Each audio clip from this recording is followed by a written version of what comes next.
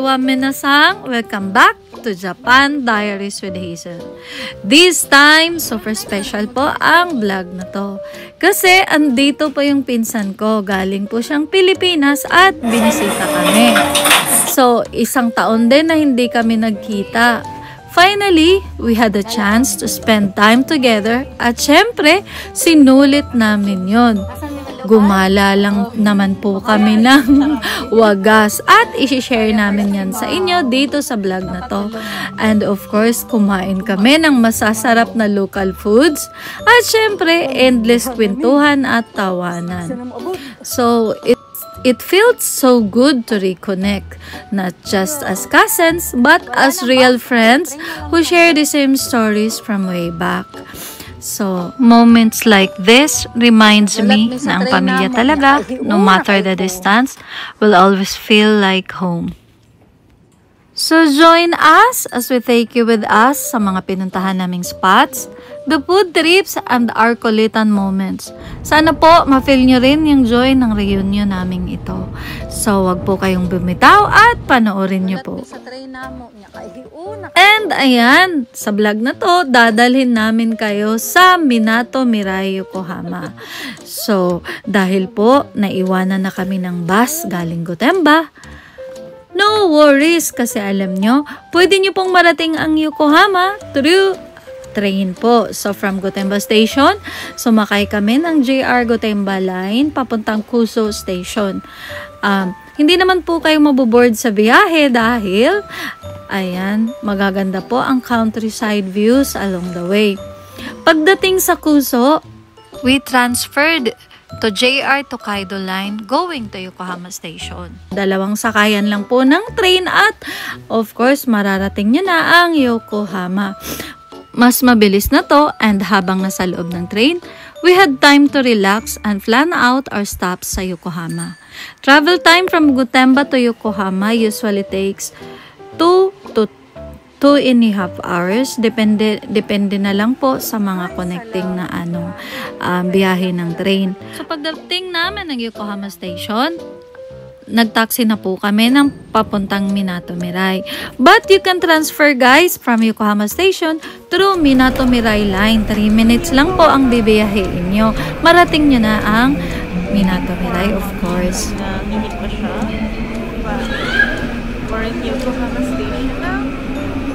And we're gonna go to Minato Mirai after this. So, naubusan na ng battery, kailangan mag-charge dahil walang dalang power bank. So, pag nag-travel, huwag kalimutang magbitbit ng power bank, guys, para, ayan, iwas gastos din. So, nakabili pa kami ng kape para lang, ayan, mag-charge. Hi! Pag ganun ko kapalit ang bago, grabe mo.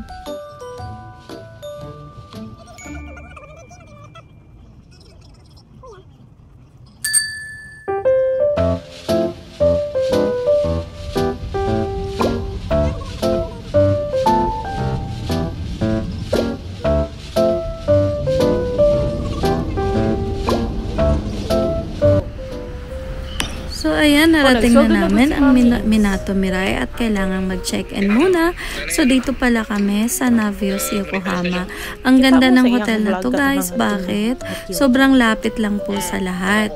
Kaharap niya lang po ang World Porter Mall at sa likuran naman ang, ayan, Red Bricks po. So, walking distance lang po ang landmark din. So, ayan, kung tatama rin naman kayong maglakad, meron din pong, air cable na masasakyan para marating nyo ang lugar na gusto nyong puntahan.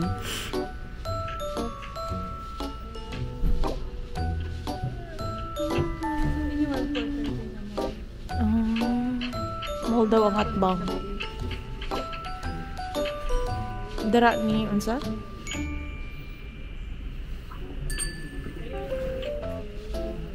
Dapat guni sa dagat ins.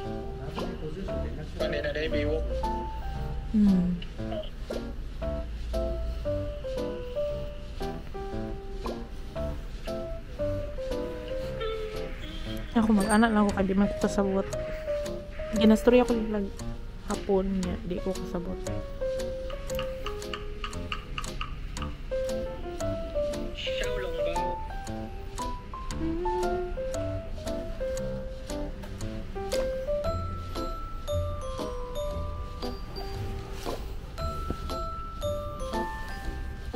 Ay, nakalimot. Nabuyan. Nice kay ako ang holder sa phone kay. Anang naagwi string. See? Ina di atin na sa Xiaolong Bao. In Chinese man na. Okay na ka, girl. Xiaolong Bao. Wala na yung check-in, di kita ha. Mura jud. Ilum. Ako ra saba. Ay, weekday man po good me. Ito lang ko na yung chupa chups. Chupa chups. Tanaw ah.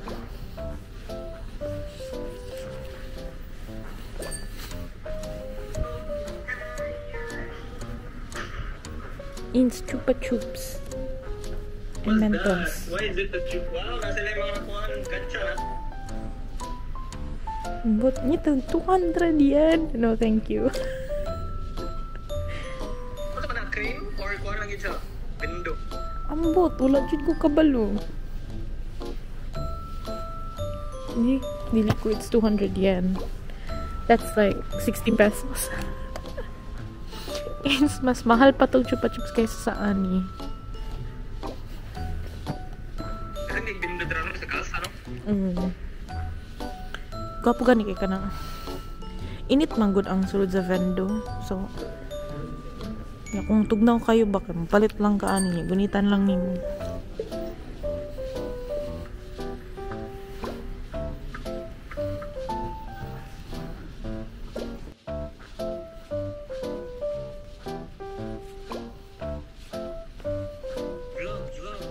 Muna na niya akong vlog.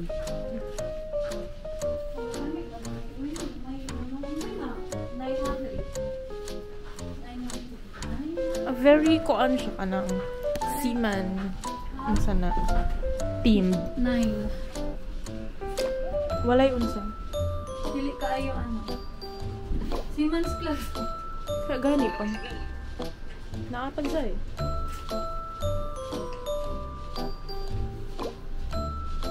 More on kuan gani ka ng mga pangdaga eh sabi good ang gastay diri ah. Kita bitaw ko sa views kay kanang mga press kay kuya ba.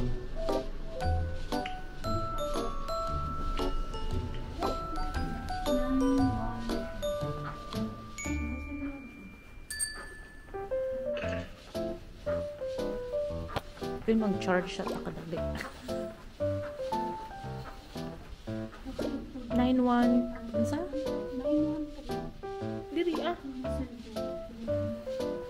Ay.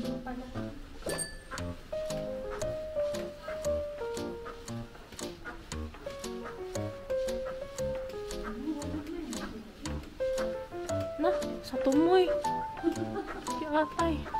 Sa tumoy jud day. Kana. Hala. Ni kalain.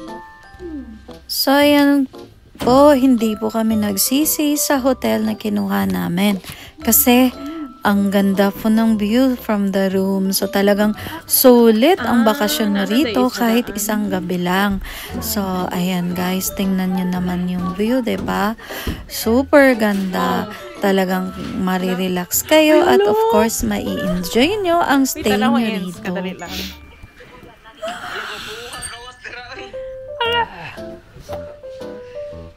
Naglaro kaya ang ocean sa kilid. Ala ka gwapo tanawon paggabi. Hello. Di ba niya kami lang duha? Nagtunga rami. Pak. Gusto siya mo uban, kaso duty. Sa ano, tama. Hindi na namo maribok mi kay nabook bayad na. na mi. Karaoke na lang kami uma. Hilig kita mo kanta si Mama. Dali ko daw siya kanta, no? Ulan siya mula agmi, di siya ganahan. Wala na itong Pilipinas kayo magpunta kayo. O, paulan dito na ako bikay, mangpas na kayo. Mutubag-tubag. Kabalo ka. Batasan na bata. Edu.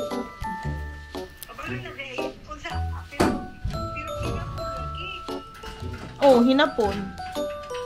Di ba naman sa English mga kanta? Makabala mo siya ining kahit maulan today, hindi namin yan palalampasin guys. Iikutin pa rin namin ang Minato Miray at uunahin namin ang Akaringa o ang Red Bricks po. So, puntahan natin yan kahit maulan. So, tingnan nyo. Personally, gusto ko lang i-share na pinakagustong-gusto kong syudad sa Japan ang Yokohama. Kasi kahit city siya, tingnan nyo naman, napaka-slow lang ng buhay rito.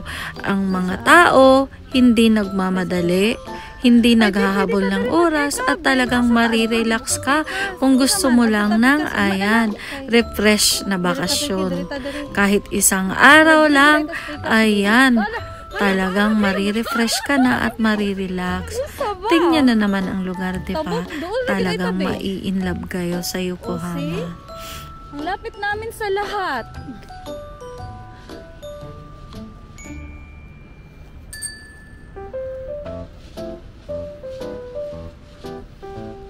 Oh no, lobat na ako.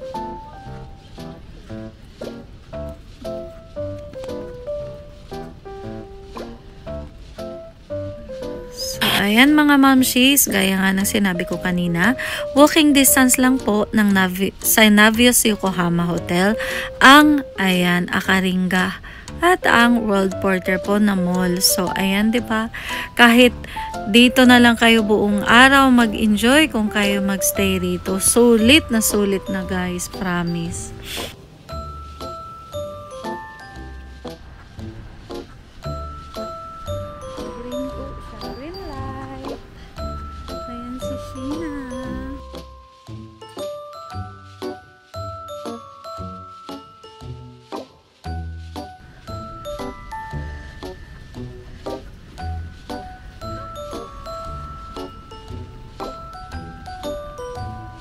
Bali ragot sa nang. Gilang.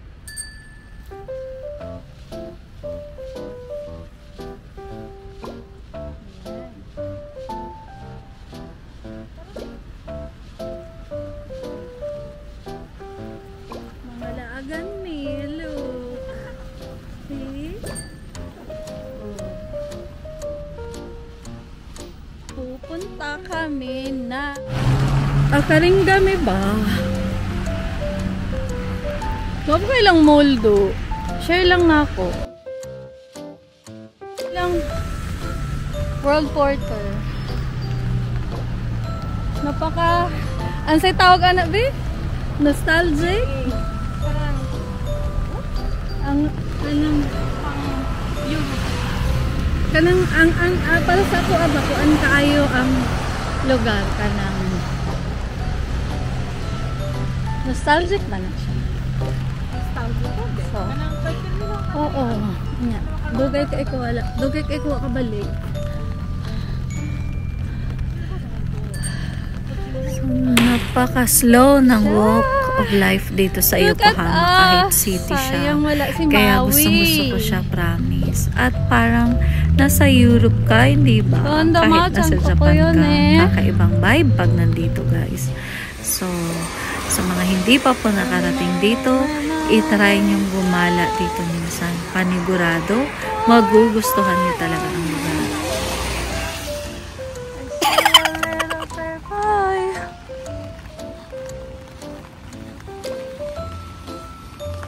Wow, walang katao-tao. Amin ang Yokohama today.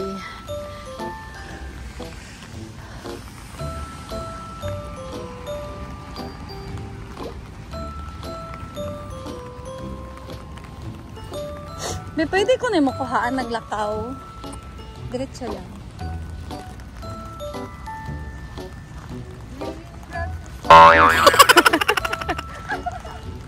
Raindrops are falling up. Oy, Zay! Pak, guwapa kayo siya tanawang dala. Dili naman siya Japan, day. It's Europe. You're in Europe.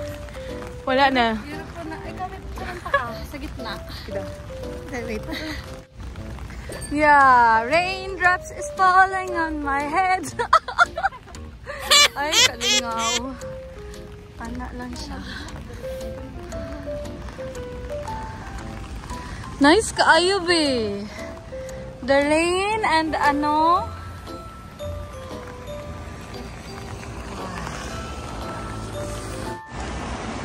So ayan mga mamshi, samahan nyo kami sa pinakasikat na spot sa Yokohama, ang Akaringa o Red Brick Warehouse. Located po ito dito sa Minato Mirai area. Perfect na pasyalan kapag chill day lang ang hanap mo. So, ang ganda ng lugar, 'di ba? Of course, napaka-perfect nito for your selfie backdrop. Yes, Social, 'di ba? The Ang Akaringa is actually made up of 2 buildings. Puro red bricks, kaya ang unique ng vibes. Medyo vintage industrial yung dating, pero sobrang Instagrammable niya. Lalo na pag golden hour. Grabe, ang ganda ng lighting.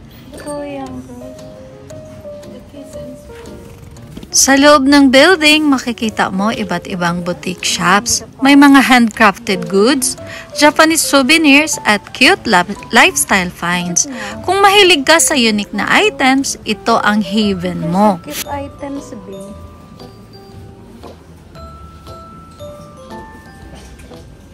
At alam nyo ba, ang Akaringa actually dates back to the early 1900s. Around 1911 to 1913 ito itinayo.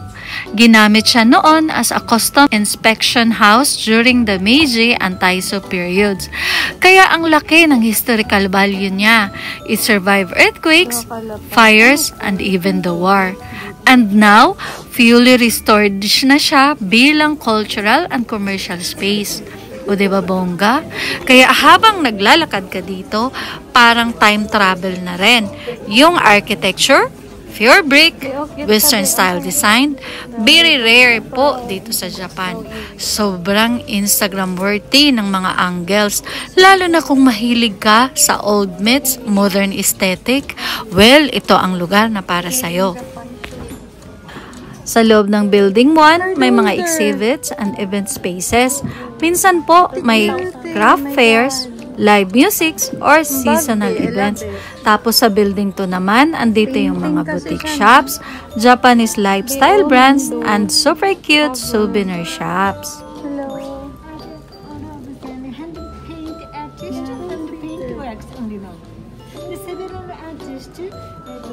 Male and female inside artist introduction.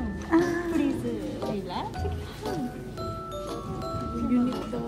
Yeah, different color. Color and light blue and black.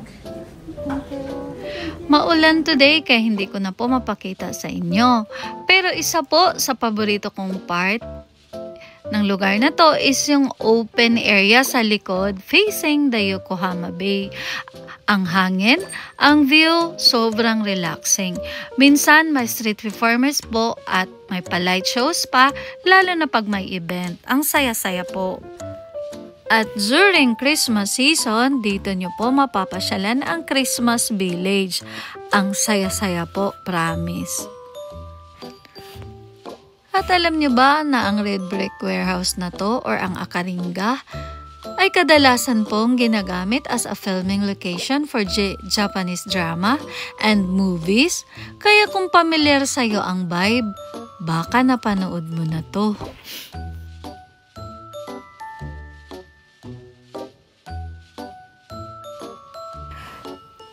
So ayan guys. If you're planning to visit Yokohama, don't skip Akaringa. It's not just beautiful, it's full of history, culture, and charm. Na talagang mai-inlove ka sa lugar. Panigurado yan. Wa mo koy angay og bakit hot be oy. Baby na headband. Headband. Look.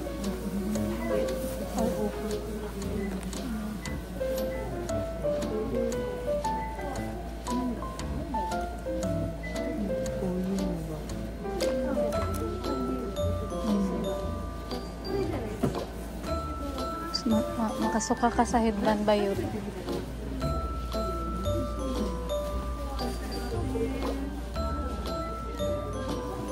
Nangita pa itong murag deer, gabi nga naa siya ka ng net.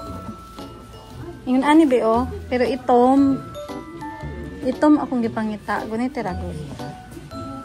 Mana akong gusto, but I'm looking for natural anti o 50 o. Pila.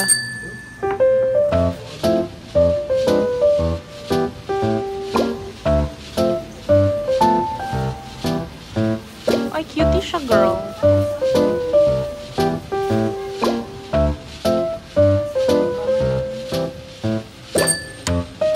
Pero mas nipis kay palikod mo ng sana.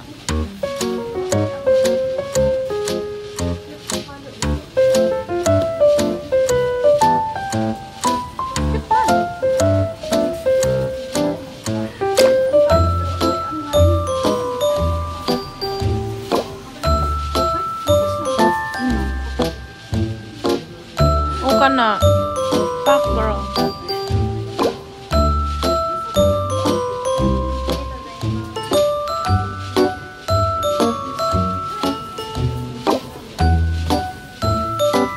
Ito sila headbands. So.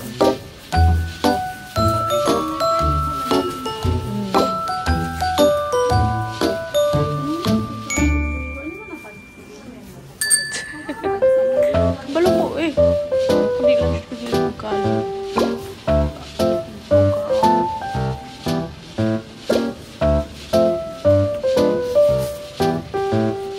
Dapat nahin na po na color kaya ganun mag-black na unsa na hats.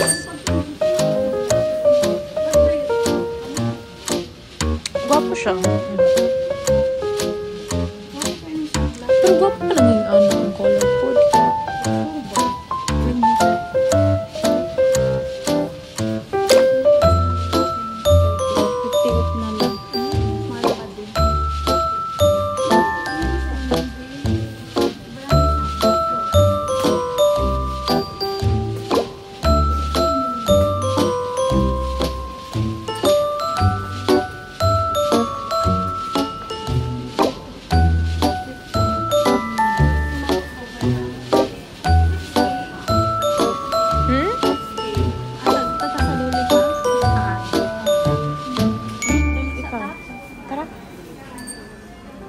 Pamana to ni na fully explored.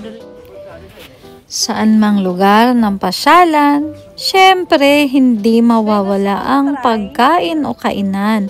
Maraming cafes and restaurant dito. Perfect para sa quick snack or chill coffee date. May mga local Japanese streets, pati western food. Kung foodie ka, for sure mag-i-enjoy ka dito. At kung kayo pala apple pie lovers, well, isi-share ko sa inyo ang cafe na to. Napakasarap po ng apple pie dito sa Granny's. Pag kayo po'y naligaw o nagawi sa Akaringa, itry niyong daanan ang cafe na to. Paniguradong mai-inlove kayo sa lasa ng apple pie nila. What I love most about Akaringa is yung relaxing vibe niya. So kung nasa Yokohama kayo, don't miss out on Akaringa. Whether solo trip, date, or bonding with friends or family, sulit na sulit ang experience. Plus, malapit din siya sa ibang attractions like Cup Noodle Museum and Cosmo World. Kaya mga mamshis, kung ang mga kiddos ang kasama mo, panigurado mag-i-enjoy sa lugar.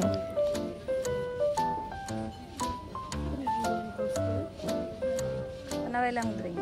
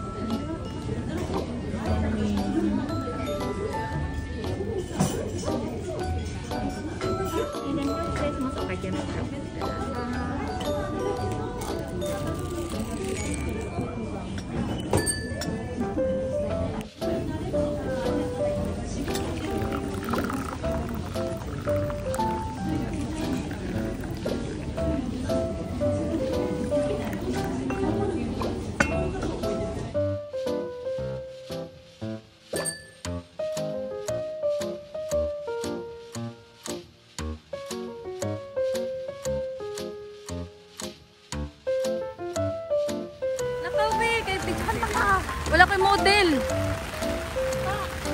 Pak! Basa mo mga sapatos. Dito daw magdi-dinner si Madam. Ayan, tonight it's dinner time na naman and I'm super excited kasi ayan, dadalhin ko si Sheena sa one of my favorite spots dito sa Minato Miray.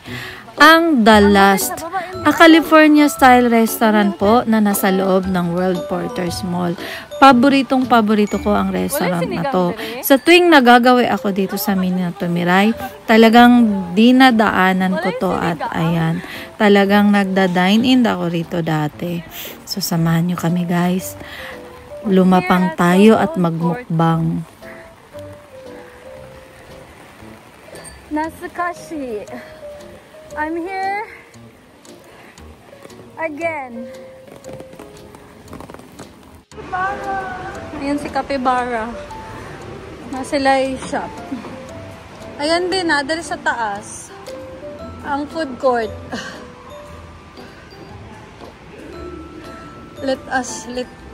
Ay, wala na. Ito na yun. Saan ang food court? Ayun. Jonathan's lang. Baka sa iba. Tinamig, anuhan dili ba? Murag sa taas. Taas pa yun, be. Ayan, oh. Nani, I'm sure naani kuan. Gusto ka dili, lami ang food. You want? Lami ang food dili, be. Ah, dili ang Yokohama Air Coven.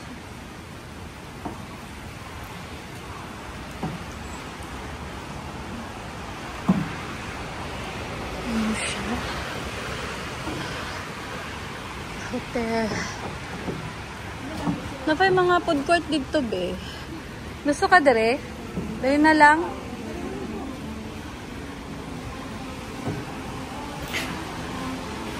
Fun fact, guys, alam nyo ba na yung last sa pangalan ng restaurant actually stands for L, love, for A, all, for S, serve, and for T, together. Love, all, serve together. Ang ganda, 'di ba? Kaya hindi lang sila about good food, pero may deeper meaning din yung concept nila. It's all about sharing love through food and creating a warm, welcoming vibe for everyone. O 'di ba, bongga? And another thing, the restaurant is inspired by California's laid-back lifestyle. Kaya mapapansin nyo, kahit nasa Japan tayo, parang beachside cafe yung feels. Chill lang pero lakas makabanding spot, 'di ba? One of the reason kung bakit favorite ko ang The Last, syempre, the food. Super flavorful po, generous yung serving. Sa sobrang generous nila, ang dami-dami ng isang serving. Namblema po kami kung paano ubusin. O 'di ba, bongga? Talagang comfort food na may Californian vibe. Makahalak na po. Parang road trip menu sa West Coast. Pero kahit American style siya, meron ding Japanese influence sa presentation at sa balance ng flavors. Dili matulog o gabi. Okay, stop.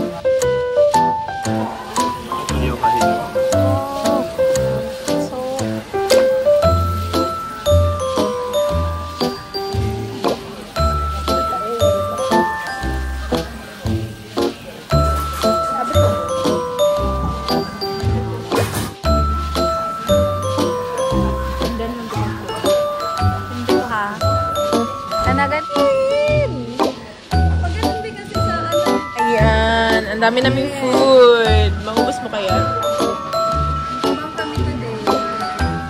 This is margarita chicken something. Combo, ano ba din?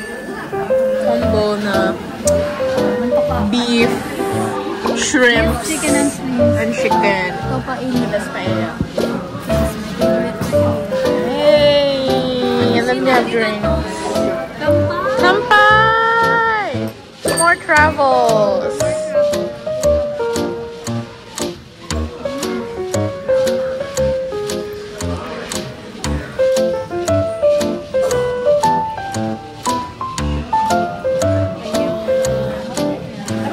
That's it. Ayan. Ikaw nga mag-rice. Rice, meat, then you wrap it. Bahala na kang mag-usa yung pag-wrap. Lamon good girl.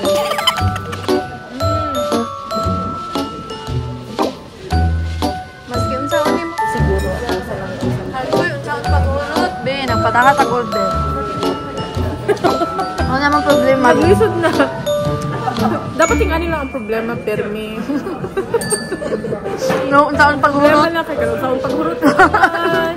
Sana all. Yun. Sobra ang blessing, so saan pag-anak, good. Diba? Pero super blessed na kaday. Thank you. So, ayan, dahil sobrang kabusugan, bumalik na po kami sa room namin dahil may work pa po si Sheena. So, ayan. Ang ganda ng view talaga from the room. Tingnan nyo naman, di ba?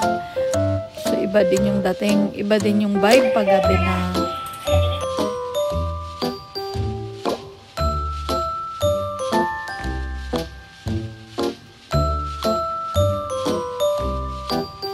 Wala siya nagbakasyon.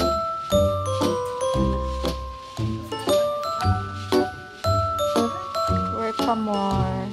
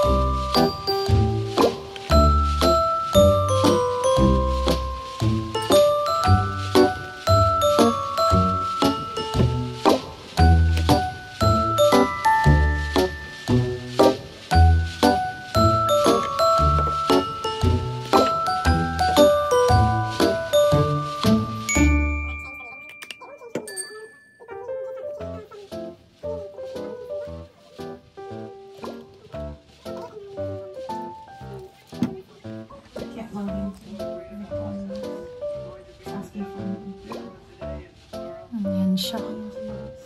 Ayan siya. Traveling while working. Sana all. Good morning, minasang! Ayan, nandito ngayon tayo sa Navios Yokohama Hotel, of course. And syempre, hindi kompleto ang staycation kung walang masarap na breakfast. So tara, buffet time!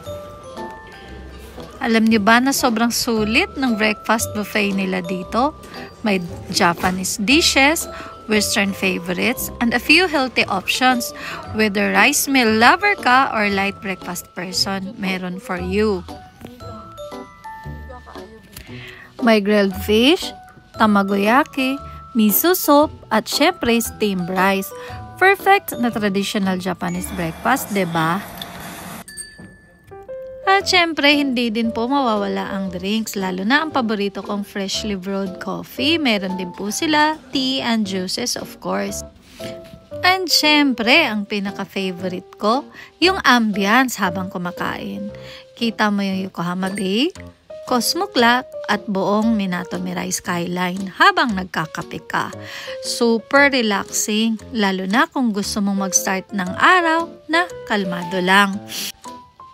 Ayan mga momshies, may fun fact po tayo about the Navios Yokohama Hotel. This hotel was originally designed as a lodging facility for seafarers.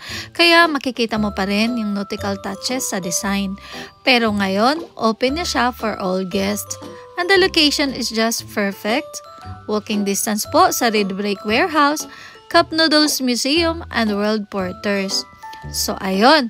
If ever you stay in Yokohama, highly recommend ko ang lugar na to. Especially ang breakfast buffet dito. Masarap, may variety, at may $1 million view pa. That a way to start your day. O diba bongga? At guys, hanggang dito na muna ang part 1 ng bonding time namin dito sa Yokohama. Sobrang saya ng first half ng trip na to. Chill walk, beautiful views, and quality time together. Pero hindi pa yan tapos. Abangan nyo po ang part 2 ng Yokohama adventure namin, kung saan i-explore natin ang Cup Noodles Museum. Super saya po nito. At aakyatin din natin ang Landmark Tower. Grabe, breathtaking ang view. Kaya don't miss it. Click sa susunod na video para tuloy-tuloy ang biyahe. See you sa next part! So, kung gusto mo pang makita ang tuloy-tuloy naming adventure, don't forget to like, share, and subscribe to my channel para updated ka every time may bago tayong upload. Hit mo na rin yung notification bell para wala kang mamimiss. Salamat sa panonood and see you sa part 2!